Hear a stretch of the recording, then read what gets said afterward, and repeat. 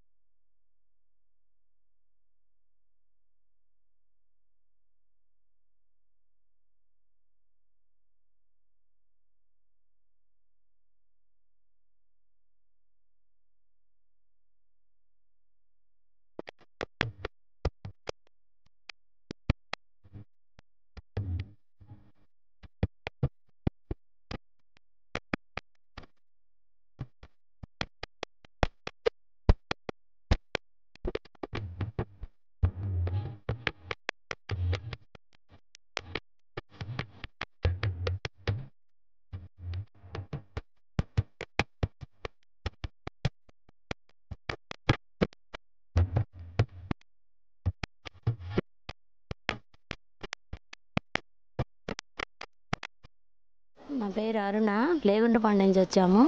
ఇక్కడ ఇనమడుగులో కనకదుర్గమ్మ దేవస్థానం నందు ఇక్కడ పూజలు వరలక్ష్మి వ్రతం నందు శ్రావణ శుక్రవారం కాబట్టి ఈరోజు భక్తులందరూ ఇక్కడ ఇచ్చేసి ఉన్నారు.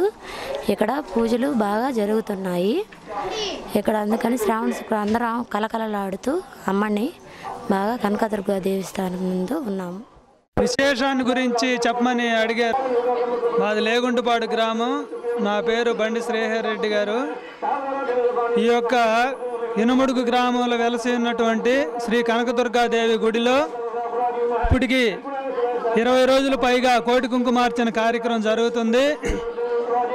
శ్రావణ మాసం స్టార్ట్ అయిన తర్వాత ఇది 2వ శుక్రవారం.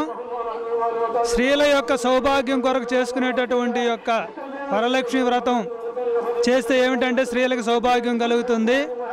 వాళ్ళ యొక్క ఇంట్లో కూడా ఎటువంటి ఆటంకాలు లేకుండా శుభ సౌఖ్యాలతో వాళ్ళ పిల్లలు కానీ భర్త సంసారం అంతా కూడా చేసేటటువంటి వ్యవసాయం కానీ వ్యాపారం కానీ అన్నీ కూడా అభివృద్ధి చెందుతాయని స్త్రీల సౌభాగ్యం కొరకు చేసుకునేటటువంటి యొక్క కార్యక్రమానికి విరివిగా 300కు పైగా కూడా స్త్రీలు చాలామంది కూడా వచ్చి పూజలో పాల్గొన్నారు.